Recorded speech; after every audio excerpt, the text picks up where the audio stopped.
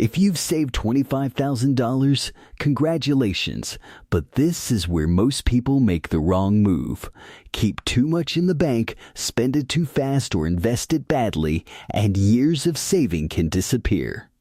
So in this video, I'm going to show you exactly how I'd use $25,000 to protect it, grow it, and avoid wasting it. Because saving $25,000 is a big win. But now comes the part that actually matters, what you do next. Saving money and using money are two different skills. A lot of people are good at the first part. Very few people are good at the second. They finally save some money, and then they freeze. They keep all of it in the bank because they're scared to make the wrong move. Or they do the opposite. They feel proud, they relax, and they start spending like they made it. Both are mistakes. So if I had $25,000 saved, the first question I would ask myself is, do I already have a real emergency fund? Because before you invest $1, before you think about buying anything big, before you try to level up your lifestyle, you need protection. If you lose your job tomorrow, if your car breaks down, if rent goes up, if life hits you fast, your savings should be there to protect you. That's the first job of money. Protection first, growth second. For most people, I'd want at least 3 to 6 months of basic expenses set aside. That means rent or mortgage, food, gas, insurance, bills, and essentials. Not shopping, not vacations, not fun money. Just survival expenses. So let's say your basic monthly expenses are around $2,500. That means a solid emergency fund would be somewhere around $7,500 to $15,000. If you do not already have that, then part of your $25,000 should stay in cash. Not all of it, but enough to protect you. Now after that, the next question is, do you have high interest debt? Because if you have credit card debt at 20%, 25%, or 30%, that debt is quietly eating your money alive. And this is where a lot of people get confused. They think, well, I have savings, so I'm doing okay.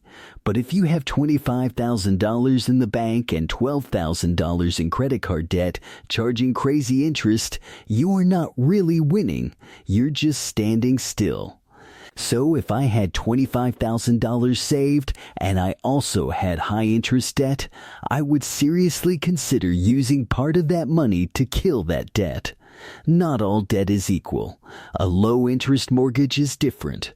A reasonable student loan is different. But high interest credit card debt, that's usually the first thing I want gone. Why? Because paying off that debt gives you a guaranteed return. If your card is charging 25% interest, paying it off is like earning 25% risk-free. That's hard to beat. So step 1, keep enough cash for emergencies. Step 2, pay off expensive debt. Now once those two things are handled, this is where people usually make their next mistake. They keep the rest of the money sitting in the bank for too long. And I understand why. The bank feels safe. You can log in and see the number. It feels good. It feels secure. But after a certain point, too much cash in the bank can start slowing down your future. Because money sitting there is not really working for you. It's just sitting. And while it sits, inflation keeps moving. That means your money may feel safe, but its buying power slowly gets weaker. So once your emergency fund is set and your high-interest debt is under control, your next move should be to give the rest of your money a job. And for a lot of people, that job is investing. Now let me make this simple. I'm not saying take your whole $25,000 and throw it into something risky. I'm not saying go gamble on stocks. I'm not saying try to get rich overnight. I'm talking about smart, boring, long-term investing. That usually means broad index funds, retirement accounts, and consistent contributions. If your job offers a 401 match, I want you to pay attention here. If you are not getting your full employer match, that is one of the first places I would look, because that is basically free money. After that, I would look at something like a Roth IRA if I qualify. Why? Because long-term investing is how you stop being just a saver and start becoming a wealth builder. Saving money helps you feel safe. Investing money helps you grow. And if you only save and never invest, you may stay secure, but you may never build real wealth. Now let's make this practical. If I had $25,000 saved and I was a normal person with average bills, here's a simple example of how I might think about it. Let's say I need $10,000 for an emergency fund. That stays in a high-yield savings account. Let's say I have $5,000 in high-interest credit card debt. I'd probably wipe that out. Now I'm left with $10,000. From there, I might invest $6,000 to $7,000 into long-term investments, and I might keep the remaining $3,000 to $4,000 for short-term goals or planned expenses.